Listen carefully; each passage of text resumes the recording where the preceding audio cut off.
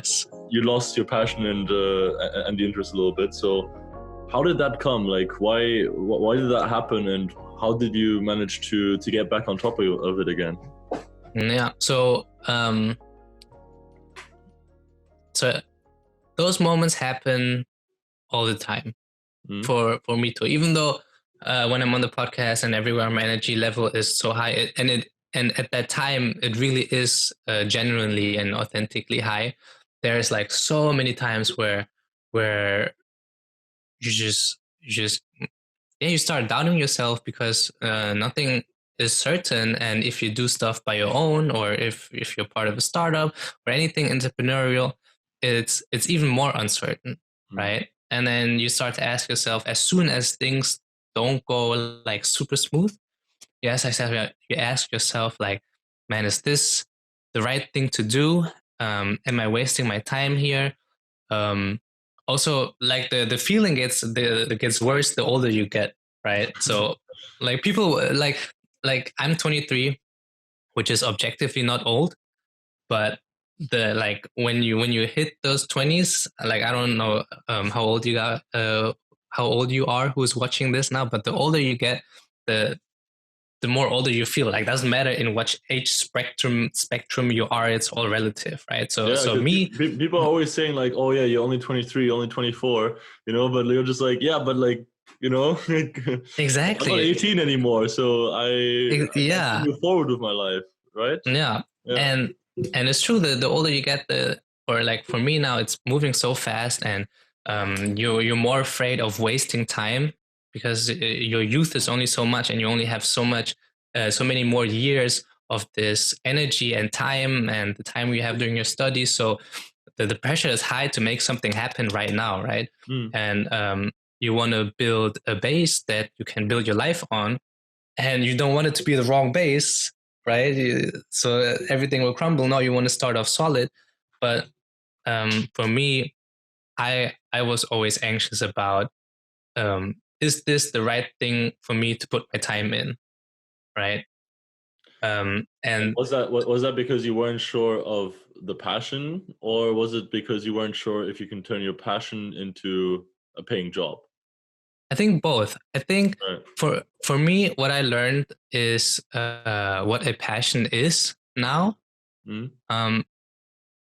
And I'm still learning on how to deal with the paying aspect, right? The making a living aspect. Because for me, or for most people, what they hear, let's say over social media or from role models or whatnot, that the image of a passion is always this, I don't know, like everlasting endorphins, or they just, people just love what they're doing so much when they're in their passion, and you never think that they also have high, right? Like, it's, I know, yeah, and it's just not true. It's such an unrealistic expectation that people have. It's exactly. And it's if you ask anybody who says that they found their passion, or who you think that they have found their passion, just ask them about their downtime. Same thing that you're asking me right now, right? Ask them about what they don't like about the job. And even though they might not like actively perceive it as much, there's always this I don't feel like doing this right now. This actually no, this part of the job I really don't like, or I borderline hate. There's no such thing as 100% happiness, right? And I, at the time, I didn't know that. So whenever something was part of the job that I didn't like, I'm like, no, that's not my passion then. Then it was like, oh, then it cannot be my passion. Let me look for something else. And it was the same with the YouTube channel, because I had to do everything myself. So I had to record, edit, publish everything myself, right? And I love the gaming part. I don't hate the editing part, but I don't necessarily love it. So I was like, I don't really love everything. Is this like, also because it didn't like it's not like the channel has like 2 million subscribers or anything, right? So there's no backup in that sense. So it's all on you to make the decision if this is your passion or not. And I was like, I don't know if this is, bro. And then I talked to like a lot of people, and then kind of this thought settled in of like, you know what? It's not supposed to be all sunshine and rainbow. You know, it's just about at the end of the day, when you look back at it, do you like it or not? Yeah, And is it a positive trajectory? You know, like you you can know, like you're always gonna have dips, but I think this image people have of a passion, like we just discussed, you know, it's really more about, are there more positives than negatives, and do the positives outweigh the negatives in the sense that on a general day you can say I'm happy to go to work, you know, yeah, or because there's also so many people out there who are saying like, yeah, if you turn your passion into your job, then you don't never have to work a day in your life. Yes, some perceive it that way, you know, but like constantly saying these things and reiterating them, it puts passion on a pedestal that it can never live up to. exactly. Yeah. Right. Also, when I think about like, hey, would I rather do what I'm doing now full time, right? Or would I rather do, let's say, a business job, what I had in mind, full time, right? Then I'm like, heck, I do this like all day of the week. You know what I mean? It's not that it's not that bad if you look back at it and you're like, man, this is not that bad. This is actually pretty great. Then yeah, I think chances are high that this is one of your passions. Um, So I find that really interesting because you see, like a couple of weeks ago, I mean, we had a talk with you about, you know, like where you see your future going and everything, and even though in that moment you seemed really uncertain, you can still see the trajectory from when you started working together with us, you know, to this point now. I mean, correct me if I'm wrong, but I've only seen, you know, like a positive trajectory in that sense. that is true. Yeah. Yeah. Yeah. I think, yeah, sometimes you need, um, I, me personally, I sometimes have a hard time about talking with other people about like personal things, you know, but like for stuff like that, sometimes you just need an outside perspective, No. right? Like find somebody you're close to, um, ask them how they feel, right? And then it will blow your mind how many times outside perspective has helped me, even though in my mind there I couldn't imagine how they could help me. Mm. But um, just reminding myself like, hey, you know, just do it, see what happens. It really is uh, kind of the best thing you can do when you're kind of stuck in that phase. What I also wanted to talk about was how I dealt with the fact that um, there wasn't much outcome of the things that I did. Right, it's not like my channel back in the day was growing amazingly. It's not like I make a ton of money out of the things that I do now. Hopefully in the future, but you know, right now there's no really sign that says like from an outside, right? No external sign that says, "Hey, this is the right thing. Keep doing what you're doing." Mm. Right? And I think for me, what always helped is kind of this weird thing. Um, I hope in the future someday I'll be successful enough to be on some kind of interview slash podcast like this, but like um, on like a bigger scale, right? For I don't know, like the Ellen Show or whatnot, right? And I would love to and be on the Ellen Show. I know, right? And then I always imagine like she would ask me about my way coming up, Mm. and then I imagine what I would like to tell her, right?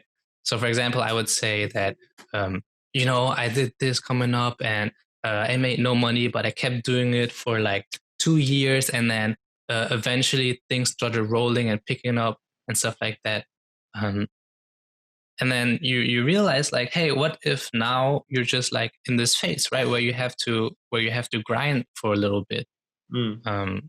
And kind of this, it for me, it brings back the kind of faith that you have, Me personally, I'm not a religious person, so I don't have that common like naturally. So sometimes, yeah, thinking like that in the future, looking back, what would I like myself to do? I don't know. Somehow it just gives me the thought that eventually things will work out. You know what I Yeah, mean? yeah, no, absolutely, and I think yeah, that's a very great way of looking at it, because like in the end, every single thing that you do now will more yeah, in some way or another affect what life will look like in the future. Um, but I mean, let's get back to to like the people out there who are listening to this or watching this and just thinking to themselves like, okay, so these guys seem to be in the process of figuring it out or have figured it out or whatever. Which full disclosure, probably not. Like we think we figured it out, but we're still figuring it out every single day at a time. Um, what tips could you give them? What advice would you give someone who is sitting there right now thinking, okay, I'm going to graduate in 1 year and I still have absolutely no clue what to do? Mm, that's a good question because I was in that exact same situation. That's why I'm asking Um, you. yeah. What did I do? Um, you just have to, as stupid as it sounds, but you have to ask yourself.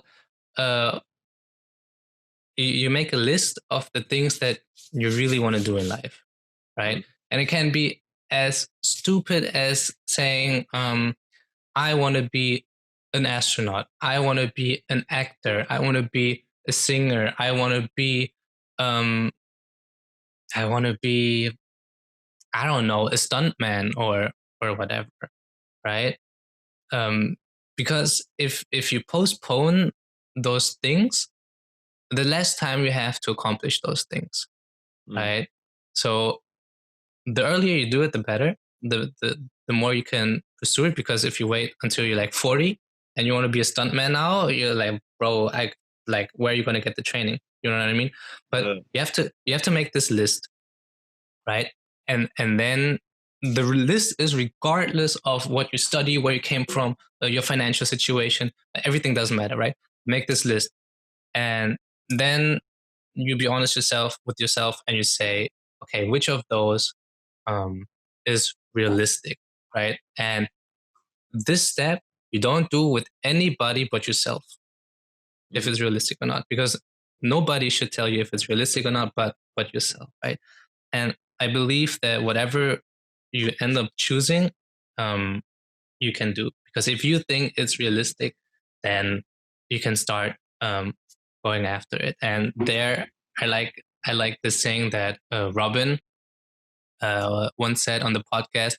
He said that he makes his current decisions now so that at the end of his life, when he's on his deathbed, he can look back and say that this was the right decision to make and he doesn't regret it. Because Mm. if you're always on the safe side of life and you never do what you really like, guess what? At the end of their life, you're gonna be like, bro, I wish I had done that. And that is the most terrifying feeling, I think, to have, to be at the end of your life and regretting stuff and not be able to, do them Yeah, again. it's a very interesting thing because I've also recently seen that on an influencer's podcast, that they talk about how people try to make their decisions always based.